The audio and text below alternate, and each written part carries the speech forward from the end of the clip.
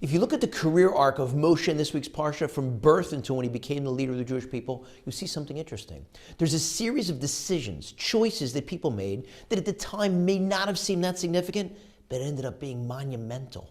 The Medrash tells us that Moshe's parents, Amram and Yocheved, had separated because they did not want to bring any more Jewish babies into the world after Pharaoh had decreed that every male Jewish baby would be killed. But their 6-year-old daughter Miriam convinced them to get back together, and as a result, Moshe was born.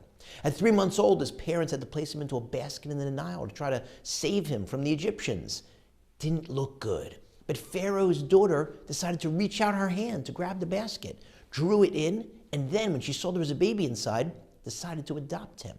Moshe was nursed by his birth mother, but then returned to Pharaoh's daughter, raised in the palace, became the overseer, until that fateful day when he saw an Egyptian taskmaster brutalizing a Jew and decided to kill the Egyptian in order to protect the Jew. Pharaoh found out. Moshe had to flee as a fugitive to Midian. When he arrived, he got to a well, saw Yisro's daughters who were being pestered by the local shepherds. He decided to step in and protect them.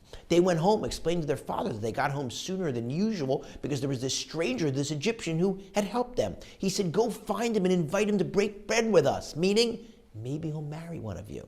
And they did. He came back and he did marry one of them, became Yisro's son-in-law and the shepherd for Yisro's flocks. One day when he's out with the sheep, he sees a bush that's on fire, but it's not burning. And he says, I have to turn and investigate this great sight. Why isn't the bush burning? A lot of other people would have made different decisions. Not to get back together, not to reach out a hand to grab that basket, not to adopt, not to go help the Jew, risking everything, not to help the daughters of Yisrael, not to investigate what's going on with the bush. Just keep walking. But they made those decisions, and those decisions turned out to change history. There's a phrase that man is the sum total of his experiences. I think at best that's half true.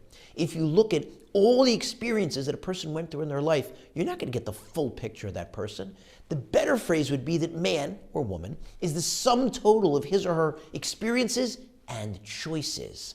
That way, look at all the experiences the person had and all the choices they made, which will include the experiences that they decided not to have. And little decisions, even ones that are difficult but don't seem that dramatic, can end up, if we choose them, choose to be great, changing our lives, changing history.